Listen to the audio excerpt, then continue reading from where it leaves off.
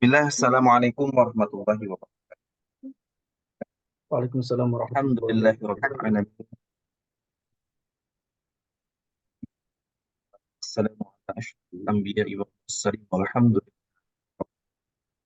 Alhamdulillah, pagi ini kita masih bisa istiqomah eh, menjalankan ibadah puasa dan kaji pagi yang insya Allah setiap hasil kajiannya lebih cepat untuk mengikuti kajian pagi bisa ditonton halaman YouTube Baitul Mal Bogor. Singkat waktu karena waktu juga 5 lebih 5 waktu dan tempat saya silakan. Baik, bismillahirrahmanirrahim. Alhamdulillahirabbil alamin wassalatu wassalamu ala asyrafil anbiya'i wal mursalin sayyidina Muhammadin wa ala alihi wa sahbihi ajma'in amma ba'd. Alhamdulillah pada pagi hari ini kawan-kawan kita bisa melanjutkan kajian tematik subuh setiap harinya pada bulan Ramadan. Alhamdulillah semoga acara yang diinisiasi oleh Baitul Mal Bogor ini mendapat berkah Allah Subhanahu wa taala, menjadi nikmat, menjadi bermanfaat kepada semua kalangan yang mendengarkan terutama. Baik Bapak-bapak dan Ibu-ibu sekalian, agar puasa kita lebih sempurna, mendapatkan pahala yang lebih baik di sisi Allah Subhanahu wa taala, maka ada beberapa hal yang perlu dijelaskan kaitannya dengan hal-hal yang dimakruhkan oleh syariat ketika menjalankan puasa. Makruh adalah sebuah perbuatan atau sebuah hukum yang mana dia belum mencapai derajat haram. Artinya ketika dilakukan tidak akan mendapatkan dosa. Namun dia sebaiknya dihindari. Mengapa demikian? Karena bisa jadi tidak sesuai dengan etika di dalam sebuah perbuatan ibadah, atau ada larangan dari Nabi Shallallahu Alaihi Wasallam dengan maksud dan hikmah yang tertentu yang diketahui oleh Rasul Shallallahu Alaihi Wasallam. Sehingga hal-hal yang makruh dilakukan di dalam puasa ini tidak akan membatalkan status ibadah puasa, namun mengurangi kesempurnaan pahala ibadah kita di bulan puasa. Di antara hal yang dimakruhkan oleh Nabi Shallallahu Alaihi Wasallam adalah puasa wisol. Mungkin kawan-kawan ada yang pernah mendengar atau sebagian belum pernah mendengar. Wisol ini dilarang oleh Nabi Shallallahu Alaihi Wasallam. Rasul melarang para sahabatnya melakukan puasa wisol. Puasa wisol itu apa?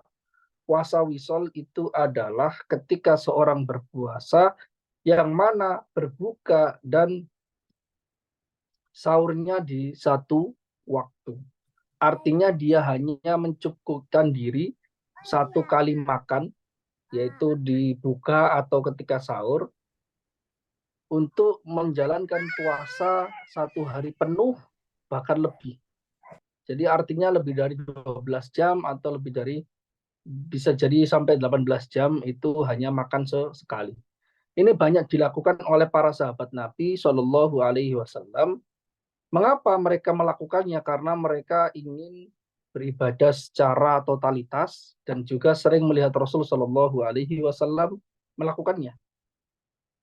Jadi ketika Rasul Shallallahu Alaihi Wasallam melarang, Rasul pernah melarang melakukan puasa wisol, melarang para sahabatnya puasa wisol. Namun sahabat ada yang bertanya, semacam protes kepada Rasul Shallallahu Alaihi Wasallam, bertanya ingin mengatakan, wahai Rasul, engkau juga berpuasa wisol. Fa innaka ya Rasulullah tuasil. Kamu juga berpuasa wisol kok Rasul. Kenapa ini haram bagi kita? Kenapa ini engkau larang kepada kita? Rasul menjawabnya, apakah di antara kalian ada yang seperti saya? Wa ayyukum misli. Wahai para sahabatku, apakah di antara kalian ada yang seperti saya? Karena artinya Rasul diberikan sebuah keistimewaan, kekhususan yang diberikan Allah kepada Rasul, tidak diberikan kepada manusia normal pada umumnya. Inni abitu yut'imuni rabbi wa yaskin. Saya itu terbiasa diberi makan secara langsung oleh Allah dan juga diberi minum. Artinya Rasul di antara khususiyahnya Rasul, di antara mukjizatnya Rasul, Rasul itu tidak makan pun bisa memiliki kekuatan fisik, karena yang memberi kekuatan fisik secara langsung adalah Allah Subhanahu wa taala tanpa sebab-sebab yang normal. Sehingga Rasul Shallallahu alaihi wasallam sering dilihat oleh para sahabat sering melakukan puasa wisol, hanya makan sekali untuk dalam waktu yang sangat panjang sekali. Jadi berbukanya sekali, tidak perlu sahur lagi, langsung tancap gas, langsung puasa lagi. Sehingga banyak di antara sahabat itu melakukan puasa wisol, ingin mengikuti ajaran Rasulullah Shallallahu Alaihi Wasallam. Namun Rasulullah melarangnya. Melarangnya dalam arti ini tidak sampai haram, tapi ini bertentangan dengan kemampuan normal manusia pada umumnya. Sedangkan Rasulullah Shallallahu Alaihi Wasallam bukan manusia pada umumnya, karena beliau adalah seorang nabi. Mengapa demikian? Karena wisol itu bisa melemahkan kekuatan normal manusia dan juga membuat tubuh rentan dengan penyakit. Rentan dengan penyakit karena kekuatannya berbeda antar satu orang dengan yang lainnya. Hal ini menunjukkan bahwasanya segala perbuatan yang dilakukan oleh Rasul Shallallahu Alaihi Wasallam itu belum tentu itu dianjurkan untuk dilakukan oleh umatnya. Rasul Shallallahu Alaihi Wasallam misalnya diperkenankan di dalam syariat menikahi orang lebih dari 4 perempuan. Nah, namun umatnya haram melakukan poligami lebih dari 4. Sehingga apa yang dilakukan oleh Rasul Shallallahu Alaihi Wasallam dikenal di dalam agama sebagai khususiyatun Nabi Shallallahu Alaihi Wasallam. Jadi Rasul memiliki beberapa kekhususan hukum syariat yang dibebankan kepada beliau, yang mana ini tidak dibebankan kepada umatnya. Di antaranya lagi Rasul Shallallahu Alaihi Wasallam dalam syariat yang pertama, artinya sebelum dinasakh, itu Rasul diwajibkan untuk melakukan sholat tahajud. Artinya sholat tahajud bagi Rasul Shallallahu Alaihi Wasallam itu adalah sebuah kewajiban. Umatnya tidak wajib melakukan sholat tahajud karena ini khususiatul Rasul Shallallahu Alaihi Wasallam. Fatahajjad bihi nafilatan laka asa ayyab'atsaka rabbuka maqaman mahmuda. Perintah secara khusus spesial kepada Nabi. Namun di akhir syariat Rasul Shallallahu Alaihi Wasallam kewajibannya ini oleh Nabi Shallallahu Alaihi Wasallam dihapuskan oleh Allah, dibebankan kepada Nabi, tidak lagi menjadi wajib, namun menjadi sunnah. Namun Rasul tidak pernah meninggalkan tahajud. Jadi Rasul tidak meninggalkan tahajud, hanya hukumnya yang dirubah, yang awalnya wajib menjadi sunnah. Itu diantara kekhususiaan Nabi Shallallahu Alaihi Wasallam. Rasul Shallallahu Alaihi Wasallam juga punya kekhususan yang lainnya yang tidak dimiliki, bahkan tidak dibebankan kepada umatnya. Di antaranya adalah Nabi ketika menghadapi kaum kafir, ketika berperang secara langsung dengan orang kafir, Nabi tidak boleh mundur, haram hukumnya mundur. Walaupun lawannya Nabi itu 100 kali lebih banyak, 200 kali lebih banyak, walaupun Nabi itu tidak memiliki pasukan perang. Jadi Nabi satu lawan 1 juta orang juga Nabi tidak boleh mundur oleh Allah Subhanahu wa taala. Nah, ini adalah hal yang dibebankan secara khusus kepada Nabi Shallallahu Alaihi Wasallam, tidak dibebankan kepada umatnya. Adapun umatnya, maka di dalam syariat Al-Quran disebutkan bahwasanya umatnya awalnya dibebankan 1:10 tidak boleh mundur. Namun kalau 1:11 maka diperkenankan untuk mundur. Ketika di periode berikutnya maka diringankan oleh Allah Subhanahu wa taala, dinasah kewajibannya ini. Kewajiban yang awalnya ketika bertarung 100 lawan 1000 orang tidak boleh mundur, kemudian oleh Allah Subhanahu wa taala diringankan Al-ana khaffafallahu ankum wa alima anna fikum dha'fa. Disebutkan di dalam Al-Qur'an.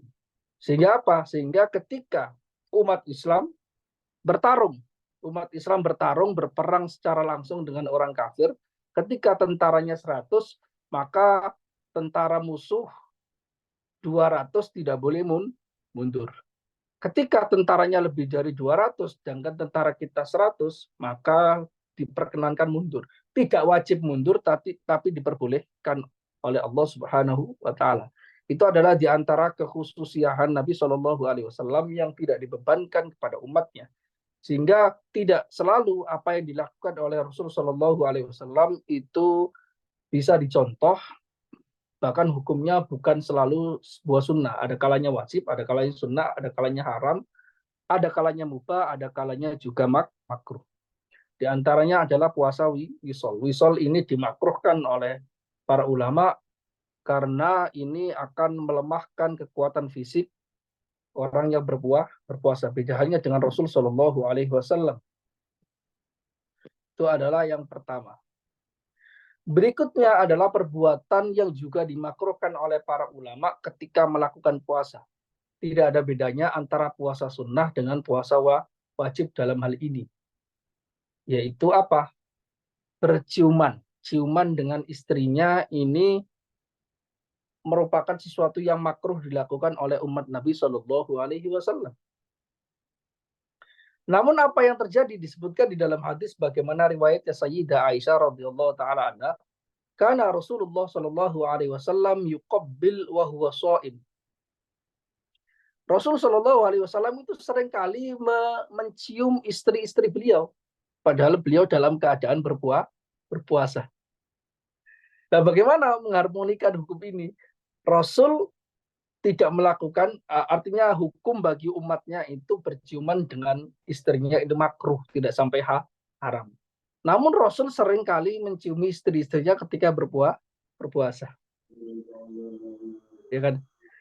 Karena itu Sayyidah Aisyah mengatakan walakinnahu amlakuhum li arabihi.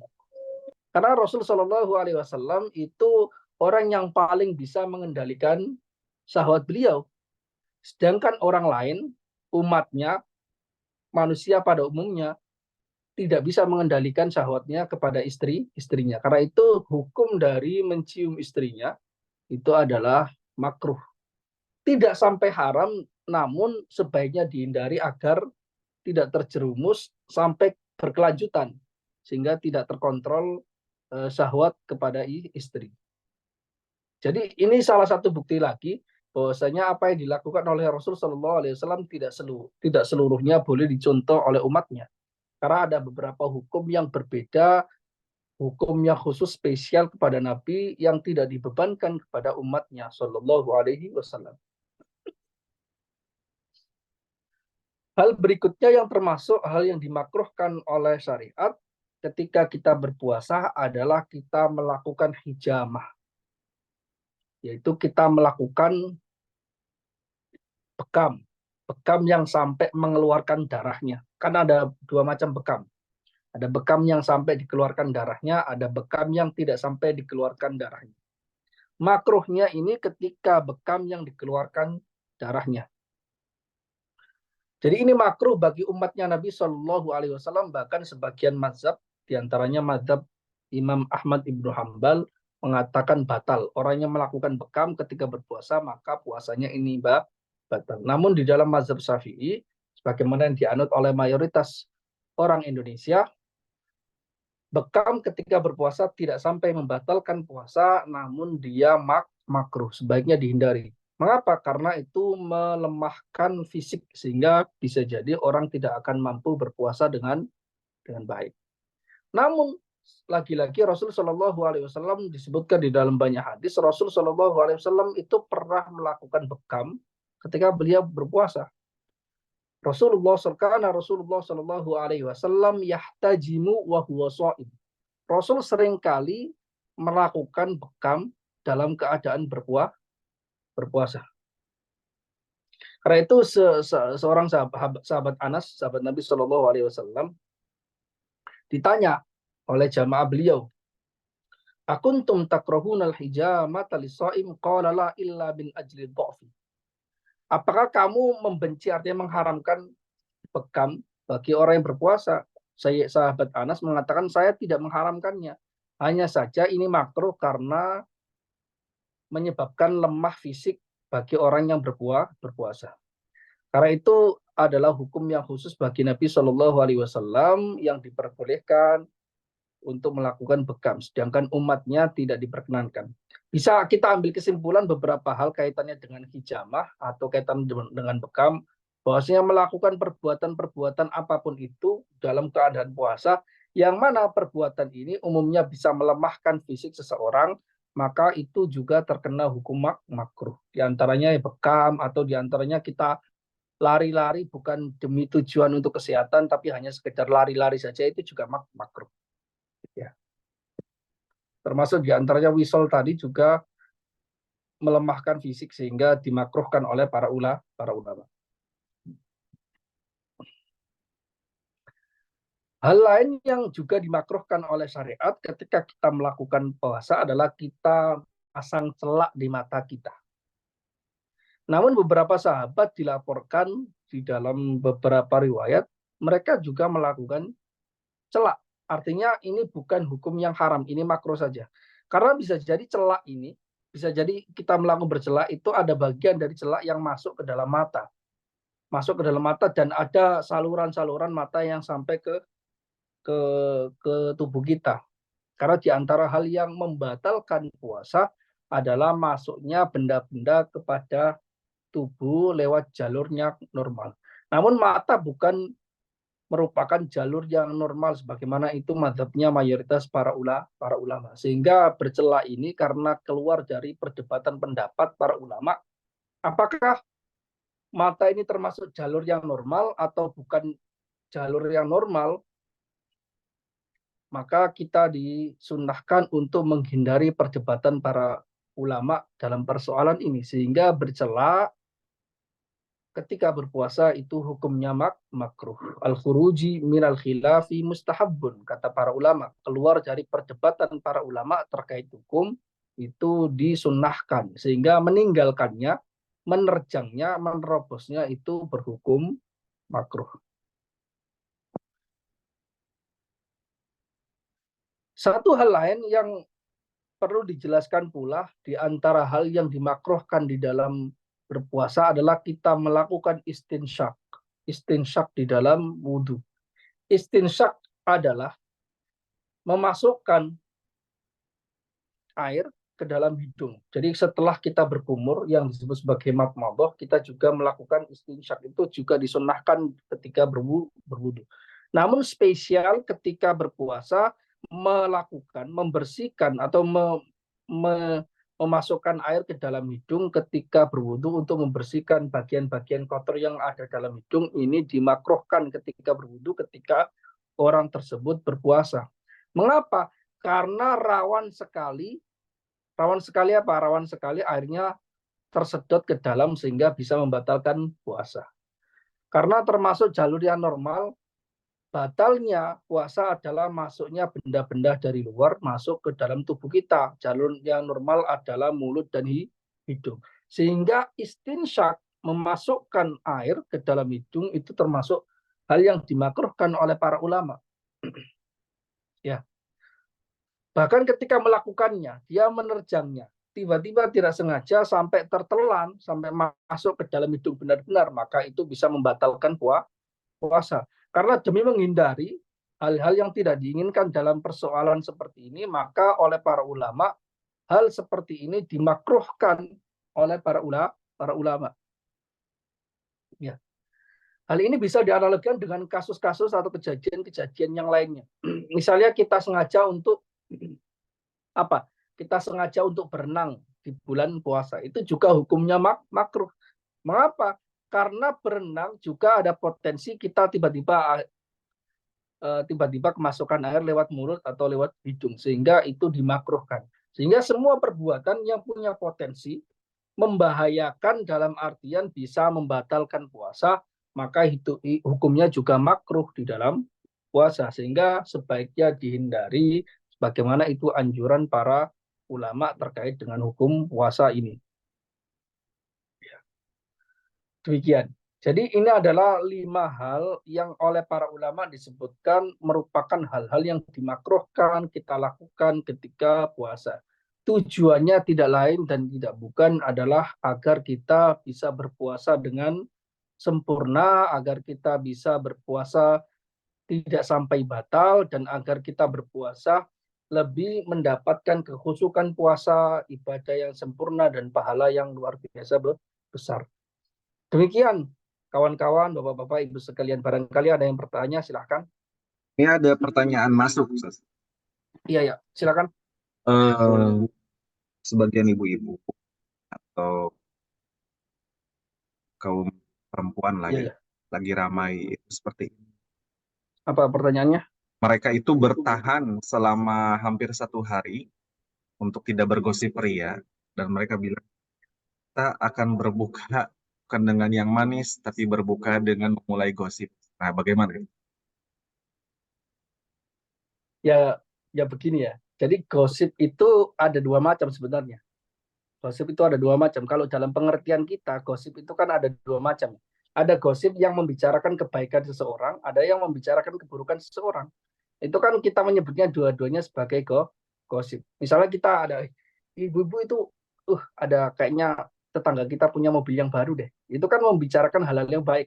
Tapi kalau sudah membicarakan hal-hal yang kita menganggapnya sebagai hal keburukan, suuzon, ada isu-isu yang belum tentu benar, maka itu menjadi pembicaraan yang buruk. Maka menggosip hal-hal yang buruk itu tergantung apa yang kita bicarakan. Kalau kita membicarakan hal yang buruk, maka itu bisa punya potensi untuk membatalkan pahala puasa kita. Meskipun puasa kita tidak batal secara syariat, kita tidak diwajibkan untuk mengkodok puasa yang seperti ini. Namun itu bisa menghilangkan pahala. Beda halnya dengan misalnya menggosip yang membicarakan hal-hal yang baik misalnya. Seperti itu. Jadi gosip ini perlu didetailkan ya sebenarnya. Karena gosip itu membicarakan hal-hal yang benar terjadi, dan itu kalau membicarakan hal yang buruk itu hukumnya haram meskipun tidak membatalkan puasa. Kalau dia benar terjadi tapi itu hal yang baik, maka dia tidak masalah. Beda halnya dengan kita membicarakan keburukan seseorang, yang keburukan itu pertama belum tentu benar, belum tentu kejadian, apalagi keburukan itu hanya sekedar isu miring atau hoax yang belum bisa dipertanggungjawabkan. Maka hukumnya bukan lagi gosip atau gibah, tapi hukumnya itu fitnah. Lebih berat dibandingkan gibah. Jadi beda-beda tipis antara fitnah dengan gibah, itu beda-beda tipis. Kalau fitnah itu membicarakan hal yang dusta, yang tidak terjadi kemudian dibuat-buat, itu hukumnya lebih berat, yaitu al fitnatu asyaddu minal qatli. Di dalam Al-Qur'an fitnah itu lebih kejam dibandingkan pembunuhan karena punya potensi mendatangkan madharat yang lebih besar dibandingkan pembunuhan. Namun kita menyebutnya seluruhnya sebagai gosip. Jadi kita perlu pilih gosip ini bagaimana kandungannya, apakah benar atau tidak, apakah membicarakan kebaikan atau membicarakan hal yang buruk. Saya pikir demikian ya, semoga bisa dipahami. Ada Silakan pertanyaan kalau masuk ada lagi. pertanyaan yang lain. Bagaimana kalau buka puasa, kemudian hanya seteguk air, kemudian puasa lagi sampai pukul 9 malam? Apakah itu masih termasuk puasa apa tadi? Wisol deh. Wisol itu. Iya. Tidak. Jadi intinya itu seperti ini. Wisol itu adalah berpuasa yang mana buka dan sahurnya itu di dalam satu waktu. Artinya sengaja melakukan demikian karena ingin lebih kuat ibadahnya, misalnya lebih berlebihan dalam ibadah. Dalam arti saya ingin lebih lagi, dosis saya puasa nggak cukup 12 jam, saya ingin lebih lagi karena dia merasa bahwasanya puasa itu mendekatkan diri kepada Allah Subhanahu wa taala, sehingga dia sengaja untuk tidak makan dan tidak minum. Namun ketika orang itu punya udzur syar'i, misalnya ketika dia tidak ada makanan atau dia yang memiliki penyakit mah yang parah, asam lambung yang parah. Sehingga biasanya itu ketika berbuka itu hanya minum air, baru beberapa jam setelahnya baru bisa makan makanan berat. Karena ada udzur seperti itu, maka dia tidak dimakruhkan. Dan itu sebenarnya bukan termasuk puasa wisol. Karena puasa wisol itu ada niatnya memang sengaja untuk melaksanakan buka atau sahur di satu waktu. Dan diniatkan untuk ibadah, untuk lebih menguatkan diri beribadah kepada Allah Subhanahu wa taala. Jadi tergantung niatnya ya. Jadi ada bentuknya wisol, ada yang orang seperti wisol tapi sebenarnya karena tidak punya makanan misalnya atau dia memiliki penyakit yang tidak langsung bisa makan makanan besar. Jadi saya pikir demikian bisa dipahami saya pikir ya. Kemudian eh, bila ada seseorang yang pilih, misalkan seperti kalau misalkan sudah ada bedug ya, bedug buka puasa langsung buka, tapi kalau misalkan untuk sahur dia memilih azan paling terakhir, itu gimana Ustaz? Ya itu sebenarnya agak mengkhawatirkan sih sebenarnya. Karena begini, dan ini nggak ada madhab yang membolehkan ya. Kalau ketika berbuka puasa, ketika beduk, ya udah, berarti dia bisa berbuka puasa. Karena begini, karena definisi puasa adalah menahan makan dan minum dan hal-hal yang membatalkan puasa yang lainnya, mulai dari terbitnya fajar sampai terbenamnya matahari. Patokannya itu, terbitnya fajar sampai terbenamnya matahari. Nah, tidak semua orang bisa tahu. Tidak semua orang bisa tahu kapan terbitnya fajar benar-benar terbit itu atau terbenamnya matahari. Ada ilmunya tersendiri, ada ilmu astronomi kalau zaman sekarang. Kalau zaman dulu disebutnya sebagai ilmu falak, dan ilmu falak sampai sekarang yang zaman dulu sudah diketahui oleh banyak orang itu sampai sekarang dikembangkan, sampai sekarang juga bisa dipelajari. Artinya, kalau kita misalnya kita berbuka puasa dengan mengikuti azan, ya azan yang paling pertama ya kita tetap sah. Kenapa? Karena azan sebagai tanda bahwasanya dia telah terbenam matahari secara sempurna dan masuk waktu maghrib. Ya. Kemudian ketika melakukan sahur, masalahnya kalau kita misalnya kita memilih azan yang paling terakhir, misalnya azan paling terakhir. Ternyata ya kita masih makan, ternyata ketika makan itu sebenarnya sudah masuk waktu subuh, maka kita puasanya batal. Nah itu berbahaya. Makanya khawatir. Karena sebenarnya kita orang-orang normal yang bukan tidak memiliki ilmunya kan sebenarnya kita nggak tahu kan waktu yang akurat itu bagaimana. Karena itu ada pakarnya sehingga ada jadwal imsak, jadwal subuh dan sebagainya yang telah disusun oleh pemerintah dan juga lembaga-lembaga ormas Islam yang punya kompeten di bidang ini. Sehingga kita mengikuti itu saja. Khawatirnya kita teledor masalah itu, ternyata kita masih makan dalam keadaan itu sudah fajar sehingga puasa kita batal. Lah Ustaz, bagaimana kalau kita nggak tahu? Dalam arti begini, ya kan dulu saya masih bodoh misalnya, saya ngikuti yang belakang, dengar-dengar katanya diperbolehkan. Gitu. Atau misalnya dulu juga saya belum tahu, saya malah misalnya itu berpuasa memilih berbuka dengan berbagai cara yang itu. Ya itu nggak ada masalah karena begini, bisa jadi lah. Ini kan masih kemungkinan juga. Misalnya kita ada adzan maghrib, kemudian kita langsung berbuka. Kita nggak tahu sama sekali ternyata padahal itu udah normal, ternyata itu kurang atau kecepatan satu menit. Maka itu sebenarnya batal, tapi indallah ta'ala tetap dikasihkan pahala yang sempurna karena kita mengikuti dugaan kita, dan dugaan kita mengikuti hal-hal yang zahir, hal-hal yang memang diperkenankan oleh syariat seperti itu.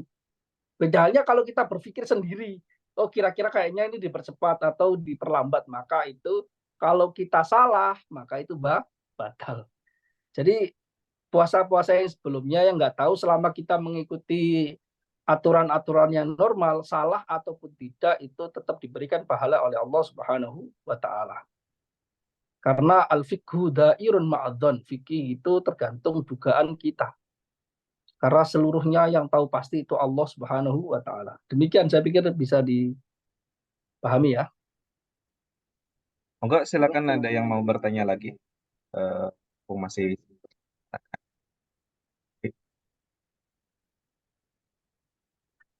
monggo Ustaz diambil kesimpulan Ustaz untuk Oke. pagi ini.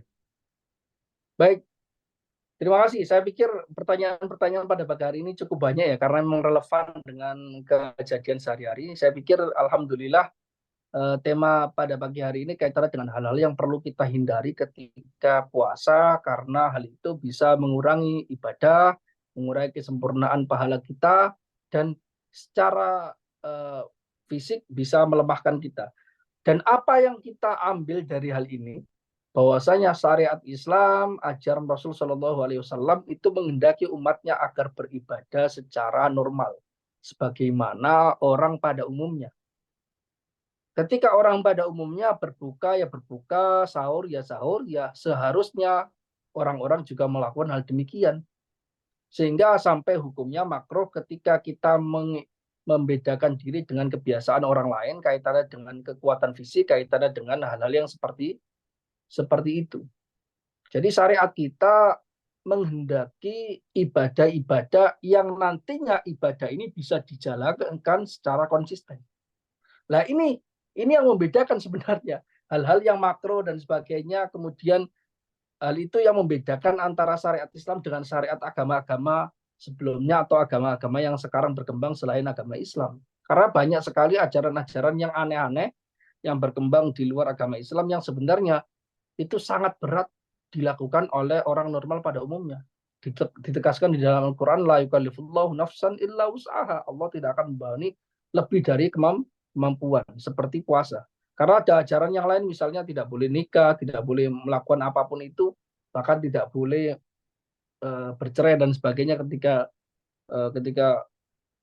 sudah melakukan pernikahan dan sebagainya, itu kan memberatkan sekali. Sehingga ajaran Islam seperti ini, kita perlu untuk memperhatikan hal yang makro, ya hal yang haram. Ini sebenarnya ada motif jangka panjang yang dilakukan oleh Rasul Shallallahu Alaihi Wasallam, karena agama Islam ini agama sampai akhir zaman. Sehingga hal ini perlu kita perhatikan, kita perlu untuk pelajari hal yang makro, hal yang haram agar kita tinggalkan, agar ajaran ini bisa dibaca oleh orang-orang di luar kita dengan ajaran yang menarik dan menjadikan Islam semakin populer di akhir zaman. Saya pikir demikian yang bisa kita ambil kesimpulan pada pagi hari ini. Semoga bisa dipahami dengan lebih sempurna dan bisa kita amalkan sehingga membawa berkah kepada kita seluruhnya.